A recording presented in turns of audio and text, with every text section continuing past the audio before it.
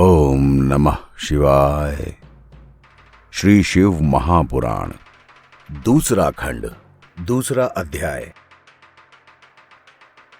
ब्रह्मा जी ने आगे कहा, नारद, मुझे इस तरह से मोहित देखकर धर्म के पुत्र सत्य को बहुत चिंता हुई। वो दोनों हाथ जोड़कर शिव जी से प्रार्थना करने लगे कि हे प्रभु, आइए, बचाइए। उसकी प्रार्थना पर हम लोगों को विरुद्ध व्यवहार से बचाने के लिए भगवान शिव हमारे बीच प्रकट हो गए। उन्हें देखकर मैं और मेरे सारे पुत्र अत्यंत लज्जित हुए और कामदेव भी बहुत लज्जित हुआ। उस समय शिवजी ने मेरी ओर बहुत क्रोध भरी दृष्टि से देखते हुए कहा, हे ब्राह्मण, तुम ऐसे कुमार्गगामी कैसे हो गए? तुमने श्रेष्ठ बुद्धि को बुलाकर ऐसा नीच काम किया।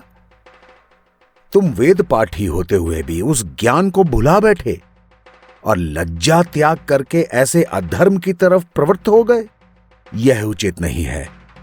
हमने संसार में बहुत से पापियों को देखा, लेकिन तीनों लोकों में ऐसा पाप करने वाला तो कोई नहीं मिला।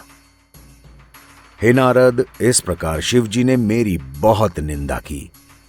उसके बाद वो मेरे पुत्रों की ओर भी अत्यंत क्रोधपूर्ण दृष्टि से देखते हुए बोले, हे मरीचि आदि लोग, ऐसे अधीर और कामी कैसे हो गए तुम लोग?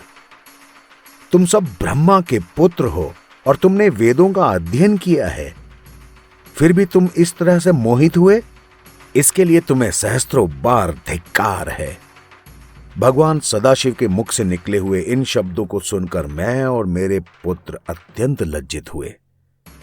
उस समय सबको ऐसा खेद हुआ कि किसी के मुंह से कोई शब्द ही न निकला। उसके बाद मैंने इंद्रियों को और अपनी सारी इच्छाओं को अपने मस्तक पर चढ़ाकर संध्या के प्रति जो आसक्ति मेरे हृदय में उत्पन्न हुई थी, उसका त्याग कर दिया। भगवान सदाशिव के भय से मैं पाप कर्म में प्रवृत्त होने से बच गया और मेरे पुत्र भी उस निंदनीय कर्म की ओर से विमुख हो गए।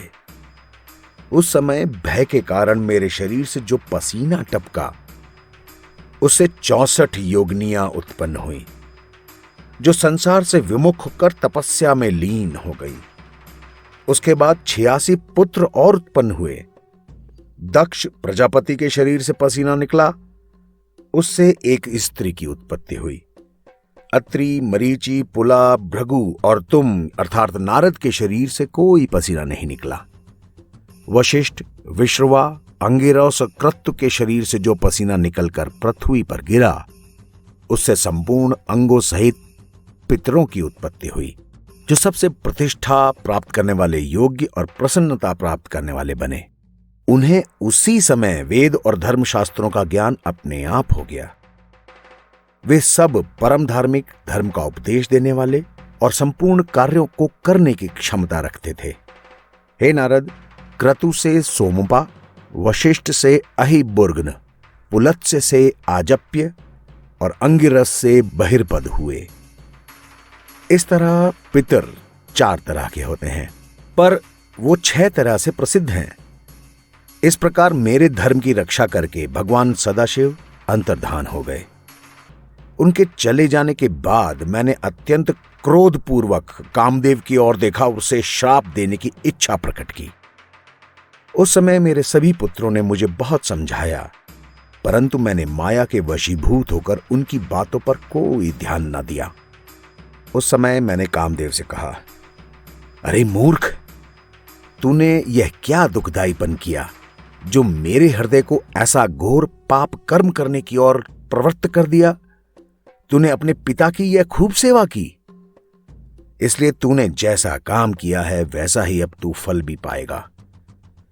तेरे ही कारण शिवजी ने मेरी इतनी निंदा की है, इसलिए मैं तुझे यह श्राप देता हूं कि तू जलकर भस्म हो जाए। भगवान सदाशिव के नेत्रों की अग्नि में पड़कर ही तुझे अपना शरीर त्यागना होगा और तेरी उस दशा को देखकर ही मेरी हृदय में शीतलता आएगी। इस शाप को सुनकर कामदेव अत्यंत भयभीत होकर थर थर कांपने लगा और उसने इस तरह कहा, हे पिता, आप संसार को उत्पन्न करने वाले हैं और न्याय और अन्याय की स्थापना करने वाले भी हैं। मैंने क्या अपराध किया? मैंने तो आपकी आज्ञा की केवल परीक्षा ही ली थी।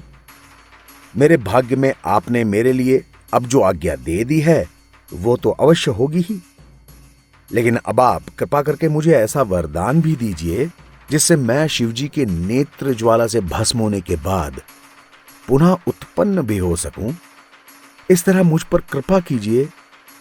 इतनी कथा सुनाकर ब्रह्मा जी ने कहा, कामदेव की यह प्रार्थना सुनकर मुझे खुशी हुई और मैंने कहा, कामदेव, मैंने तेरे संबंध में जो कुछ भी कहा है वो तो निश्चित रूप से होकर ही रहेगा, लेकिन फिर भी मैं तुझे यह वरदान देता हूं कि तुझे भस्म करने के बाद जब शिवजी अपना विवाह करेंगे उस समय तुम्हें यही शरीर पुनः मिल जाएगा और शिवजी तेरे सहायक भी हो जाएंगे।